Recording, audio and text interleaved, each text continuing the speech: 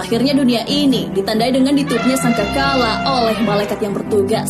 Trompet itu akan ditiup oleh malaikat Israfil nantinya jika perintah sudah diberikan. Seperti apakah gambaran sangkakala itu? Apakah sama dengan trompet-trompet yang lain? Benarkah bumi menyerupai bentuk sangkakala? Apa saja yang terjadi jika sangkakala ditiup? Lalu, seperti apa bentuk sangkakala itu? Dalam sebuah hadis, sangkakala dideskripsikan oleh Nabi Muhammad SAW dari Abu Hurairah radhiyallahu anhu. Rasulullah SAW bersabda, ketika Allah telah selesai menjadikan langit dan bumi, Allah menjadikan sangkakala terompet dan diserahkan kepada malaikat Israfil. Kemudian ia letakkan di mulutnya sambil melihat ke arsy, menantikan bilakah ia diperintah. Saya bertanya, ya Rasulullah, apakah sangkakala itu?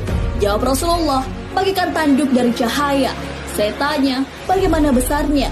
Jawab Rasulullah, sangat besar bulatannya.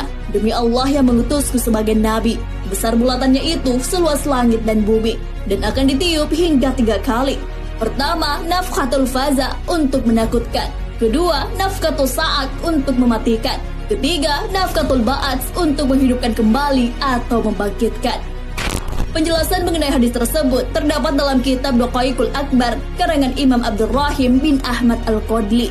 Beberapa hal yang dijelaskan adalah bahwa Allah Subhanahu wa Ta'ala menciptakan sangkakala yang diberikan kepada malaikat Israfil untuk ditiup saat hari kiamat telah tiba. Sangkakala memiliki 4 cabang.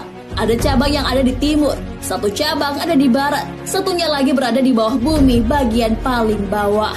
Kemudian cabang terakhir berada di atas langit yang paling atas. Dari penjelasan tersebut, sangkakala itu ukurannya sangat besar, melebihi langit dan bumi. Kita semua hidup dalam sangkakala malaikat Israfil tanpa kita sadari. Dalam sangkakala itu juga terdapat pintu-pintu sejumlah ruh. Mulai dari awal hingga akhir, makhluk yang diciptakan Allah Subhanahu wa Ta'ala di langit dan bumi. Ada juga 70 rumah. 1 rumah untuk ruh para nabi, 1 rumah untuk ruh malaikat, 1 rumah untuk ruh jin. Begitu pula dengan ruh manusia, ruh setan, ruh-ruh hewan, hingga akhirnya 70 makhluk. Benarkah bumi menyerupai bentuk sangkakala? Beberapa tahun silam, sekelompok peneliti melakukan penelitian tentang bentuk bumi. Mereka ingin mengetahui bentuk bumi. Apakah betul bentuk bumi itu bundar seperti yang kita pikirkan selama ini? Tim itu dipimpin oleh Profesor Frank Steiner dari Universitas Ulm, Jerman, dengan menggunakan alat canggih bernama Wilkinson Microwave Anisotropy Probe (WMAP). Mereka menemukan bahwa ternyata alam semesta ini berbentuk sebuah trompet. WMAP sendiri adalah alat canggih milik NASA. Lewat penelitian menggunakan WMAP ini, ditemukan pula alasan mengenai bentuk bumi yang terbentuk terompet. Charles L. Bennett, salah satu tim peneliti di WMAP, mengatakan bahwa hal itu adalah sebuah representasi dari evolusi alam semesta yang terjadi lebih dari 13,7 miliar tahun. Namun, berbeda dengan pendapat sebelumnya. Thomas Jamaluddin, Kepala Lembaga Penerbangan dan Antariksa Nasional 8, mengingkari bentuk bumi yang seperti terompet. Dilansir dari science.kompas.com, ia mengatakan bahwa bentuk terompet itu bukan bentuk alam semesta, melainkan gambaran model evolusi alam semesta. Saat diwawancara pada 2015 silam, ia menjelaskan bahwa astronom pernah memiliki 2 model yang menjelaskan evolusi alam semesta.